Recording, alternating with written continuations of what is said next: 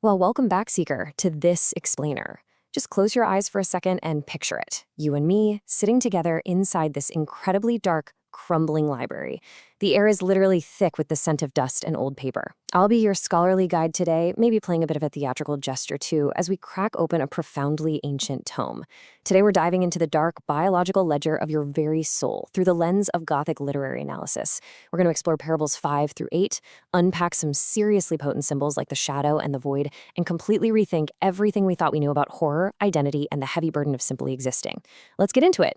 So usually we think of a shadow as just an absence of light, right? Just empty, dark space. But in this Gothic framework, you have to understand that your darkness is actually a visceral, heavy truth. It is the shroud you wear while breathing. It's not something missing at all. It's the physical, literal substance of your soul. Here is our map for this inverted journey today. First up, the Gothic descent begins. Then, the anatomy of the heavy soul. Third is the terror of lightness. Fourth, the failure of maps. And lastly, forging the honest witness. Okay, part 1, the Gothic descent begins. We are stepping into Parable V. To even survive this first stage, we kind of have to rip away what the text calls Wotan's structural glue. You know, that societal conditioning that taught you to be terrified of the dark since you were a kid. You have to realize something pretty uncomfortable. Your shadow is literally the only honest thing you own. You're not supposed to shed this weight. You have to acknowledge it as the rot that all polite society and ceremony was built to contain. It's a tangible manifestation of the 10,000 hells you carry right there in your pulse. The kingdom above tells you to hide it, but the jester, he tells you to claim it. Moving right along to part 2, anatomy of the heavy soul. So if the shadow is an empty space, what actually is it? Well, it's a biological ledger. Think of it as this heavy, viscous cloak holding the concentrated weight of every single secret, sin, and memory you've ever tried to hide. It keeps the score. This is the literal, tangible weight of your past. And honestly, it's the only thing that anchors you to reality. And this is where the text completely flips traditional horror archetypes on their head. In your standard ghost stories, souls are trapped by their earthly baggage, right? They haunt the living because they desperately need to be unburdened to find peace. But in the Gothic framework of the weighted soul, it's the exact opposite. The true ghosts are the ones who lost their heavy weight. If you manage to shed your heavy shadow, you lose your anchor to reality. You just turn into a ghost haunting your own life. No way around it. Which brings us to part 3, the terror of lightness, found in Parable VI. We know weight is essential, but what happens to those who crave lightness? Well, beware the temptation of the hollow shell. In the Gilded Hall, there are these performative souls who have actually traded in their heavy shadows for this terrifying artificial lightness. They use the cold scales logic of convenience to just prune away their secrets. Sure, they move through their routines with clockwork precision, but they're completely empty. They're monuments to vanity, terrified of the stinging grit of reality, because any friction at all might expose the void inside them.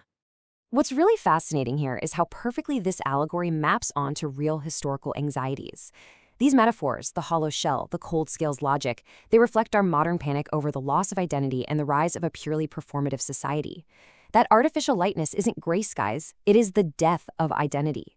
It's an unproductive stagnation where the soul totally forgets how to weigh its own choices. You have to embrace the stinging necessity of your sorrow if you want to withstand the friction of the pit. All right, part 4, the failure of maps, stepping into Parable 7. Let's step even further into the dark, into an intellectual desert where Wotan's ancient orders just stop working. I mean, think about it. Sitting here in this decaying library, what happens when the maps of men begin to tear? The laws of reality are failing. Stars are blinking out like guttering candles. All the traditional logic we use to navigate the world is breaking down completely. When that celestial light fades, you can't rely on the stars. You have to use the void compass. This is your essential navigational tool in a world of shifting stone. The archetypal surgeons step forward to guide you, using the refracted light of the jester and the emerald heart of the dragon. They lead you through the geometry of the grotesque, a place where the familiar becomes unhomely, and where windows don't show you the world outside, they only reflect the back of your own searching head. But here is the brilliant part. The failure of those external maps is actually a massive mercy. It forces you to turn inward. By contrasting the failed logic of societal maps with your own inner truth, you find the true thing. And you don't find it up in the heavens. You find it right down in the deep, dark center of your very own weighted shadow. Finally, Part 5, Forging the Honest Witness in Parable 8. We finally enter the lit room for the ultimate transformation, to pay what the text calls the sacred debt of honesty. Under the immense pressure of your accumulated secrets, your performative masks finally crack. Now, you'd probably expect this to be the moment you're unburdened, right? Actually, no. This ritual, the triple-tongue synthesis, requires you to hold the crushing pressure of your secrets, the full weight of your shadow, and the unconditional light of the great stars simultaneously. Your shroud of sins isn't thrown away. It is refined in an emerald furnace until it becomes a pearl of revelation. And the result of that intense refinement, you become the honest witness. You don't emerge as some hollow, floaty spirit of the air. You come out as a being of profound density. You stand at the roots of the blackened oak, entirely grounded because you realize the grotesque is your true home. It is literally the only ground heavy enough to support the undeniable fact of your existence. Becoming an honest witness means your density and clarity are so profound that you become light arriving from an unexpected angle. I absolutely love that. It perfectly captures the final reward of keeping your heavy soul. You don't have to be hollow to be luminous. By fully embracing the heavy biological ledger of your shadow, you become a concentrated mass of true light. So, as we blow out the candles in our crumbling library and close this ancient tome, I'll leave you with this stinging necessity to chew on in the dark. Will you succumb to the historical anxieties of our performative age, pruning your secrets just to become a hollow shell? Or will you hold the full weight of your biological ledger, embrace your rot, and withstand the friction of the pit to become an honest witness? The choice is entirely yours, seeker.